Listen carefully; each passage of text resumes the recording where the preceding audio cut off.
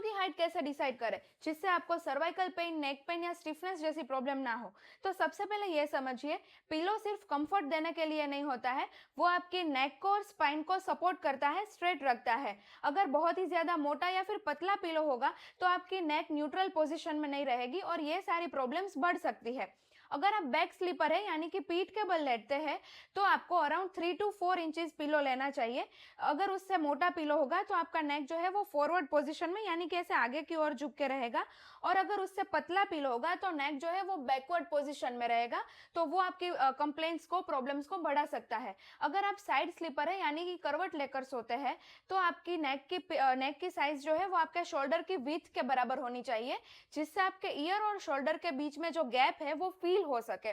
वो around 4 to 6 inches है, but ये पर्सन टू पर्सन चेंज होता है क्योंकि सबकी शोल्डर की विड्थ अलग अलग होती है। आपको ध्यान रखना है कि ये गैप जो है वो फील होना चाहिए। अगर आप पेट के बल लेते हैं यानी कि उल्टा लेते हैं, जो कि मैं एज अ डॉक्टर कभी भी रिकमेंड नहीं करती हूँ, बट अगर आप इग्नोर नहीं कर सकते हो तो आप विदाउट पिलो सोए या फिर बहुत ही पतला पिलो रखें, क्योंकि आप जब उल्टा लेते हो तब आपको नेक जो है वो किसी भी डायरेक्शन में टर्न करके लेटना पड़ता है। तो अगर मोटा पिलो होगा तो वो आपकी हेड को न्यूट्रल पोजिशन में नहीं रखने देगा। अगर आपको सुबह उठते ही हेडेक, हैवीनेस, स्टिफनेस जैसा फील हो रहा है तो you might be taking wrong pillow. याद रखें, आइडियल पिलो की साइज नहीं होती है, आप ज्यादातर किस तरह से लेटते हैं उस हिसाब से आपको पिलो सिलेक्ट करना चाहिए।